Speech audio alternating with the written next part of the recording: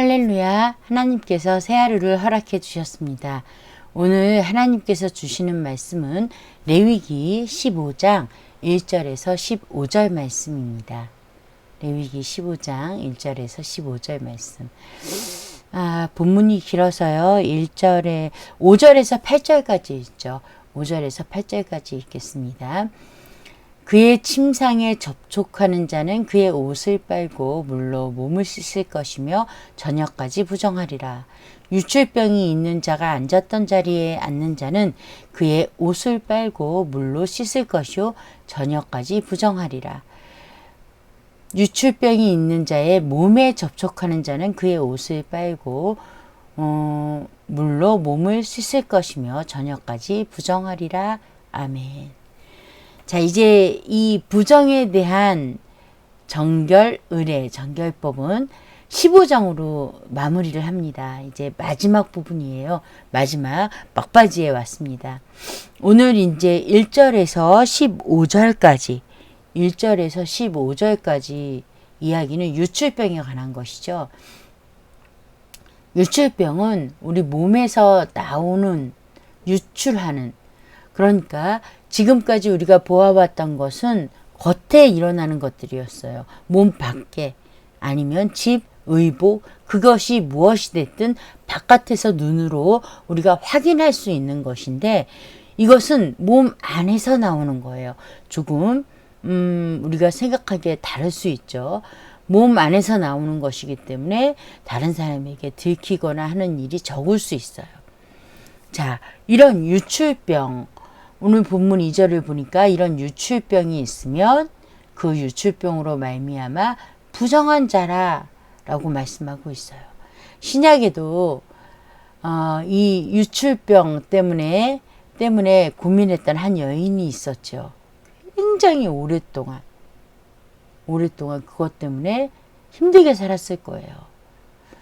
그런데 예수님이 고쳐주셨잖아요. 그런데 그렇게 부정한 사람이 예수님을 만지면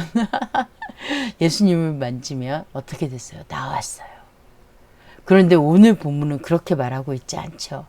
유출병이 있는 자가 눕는 침상은 다 부정하고, 저와 같이 읽었던 부분을 보니까 침상이 부정하고, 또 그의 침상에 접촉하는 자가 또 부정하고, 또 그 앉았던 자리에 앉는 자가 부정하고, 또 그 몸에 접촉하는 자도 부정하다. 예수님 아니면요, 다 이렇게 되는 거예요. 부정하게 될 수밖에 없어요. 왜냐하면요, 예수님을 만지는 자, 예수님께 다가가는 자와 또 그저 유출병에 걸린 것들을 만지거나 그 몸을 만지는 것은 많이 다르기 때문입니다. 그래서 보면 1절에서 4절은 유출병이 얼마나 부정한가라는 것에 대해서 이야기해 주고 있고요. 5절에서 8절은 누가 부정해요? 침상, 자리, 또 몸, 그리고 우리가 알고 있는 이 모든 것들이 부정하다라고 말하고 있죠. 그리고 9절에서 12절은요. 유출병이 있는 자, 그가 탔던 안장이 부정하다. 그래서 그가 어디까지 유출병이 있는 안장, 또 접촉하는 자는 다 옷을 빨고 했던 이 모든 것들. 자, 11절 한번 볼까요? 유출병이 있는 자가 물로 그의 손을 씻지 아니하고 아무든지 만지면, 이것은 반대지요. 유출병이 없는 사람이 유출병이 있는 사람을 만지는 것이 아니라 유출병이 있는 당사자가 손을 안 씻고 누구를 만지면 그가 부정하다는 것이고요. 또 유출병이 있는 자가 만진 질그릇은 어떻게 해요? 깨버리라는 거예요. 그리고 나무 그릇은 이보다 더 중요하죠. 더 비싼 거예요. 귀한 거예요. 그러니까 그냥 물로 씻어라. 우리 하나님이 하시는 게요, 절대 그냥 하시는 게 없죠. 이것을 보세요. 깨서 버려도 되는 것은 깨서, 또 씻어야 되는 것은 씻어서, 그 부정을 쉽게 하신다는 거죠. 13절 보니까 유출병이 있는 자가 그의 유출이 깨끗해지거든. 그러니까 13절부터 15절은 깨끗해졌을 때 어떻게 하는가라는 것이 나오는 거예요. 먼저 물로 씻어요. 물로 씻어요. 그가 정결하게 되기 위하여 7일 후에 옷을 빨고 흐르는 몸에 그의 몸을 씻고 그러면 정해져요. 그리고 여덟째 날에 무엇을 해요? 정결의식을 해요. 우리가 계속 이 정결의식을 보죠.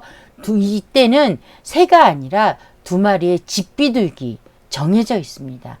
2마리의 집 비둘기 그리고 그것을 회막문 여호와 앞으로 가져가서 제사장에게 주고 제사장은 그 한 마리는 숙제제로 드리고 똑같이 한 마리는 번제로 드려서 그의 유출병으로 말미암아 여호와 앞에서 속죄할지니라 라고 하고 마칩니다.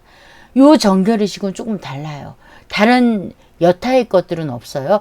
단 2마리의 집비둘기인데 한 마리를 날려보내는 것이 아니라 한 마리는 속죄제로 한 마리는 뭐로요? 번제로. 깨끗해지고 번제는 헌신을 말하는 거예요.